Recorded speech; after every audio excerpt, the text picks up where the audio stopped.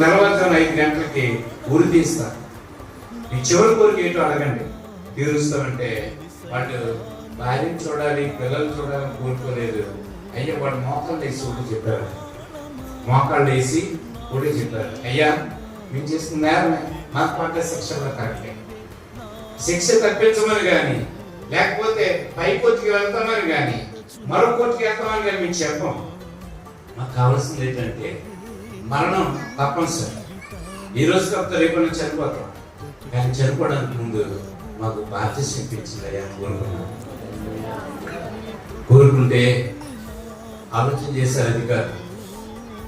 అయితే అధికారులు ఆలోచన చేసి రాత్రి 1 గంటకి జైల్లోనే ఒక నీడ కుండీ ఉంటే ఆ నీడ కుండీలోనే వాళ్ళకి బాప్తిసం ఇచ్చారు. తీసుకున్న తర్వాత ఈసారి వాళ్ళు మార్పు వచ్చింది, అయ్యో బాప్తిసం తీసుకున్నాం, ఇంకొక 4 గంటలు మాకు ఉరిదేస్తారు అంటే ఇంకో 4 గంటలు మేము ఎక్కడ ఉంటాం? ప్రభు దగ్గర ఉంటాం.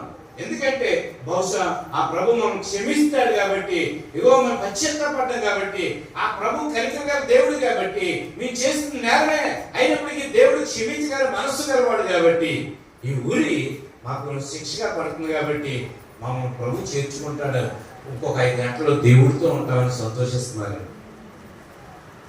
ప్రేమ దేవుడు పెట్టారా, 1 గంటకి బాప్తిసం తీసుకున్నారు, 2 గంటలకి ఏమైందో తెలుసండి, రాష్ట్రపతి నుంచి రాజమండ్రి సెంట్రల్ జైలుకి ఫోన్ వచ్చిందండి, వాళ్ళిద్దరికి ఉరి ఆపండి, జైల్లో ఉంచండి.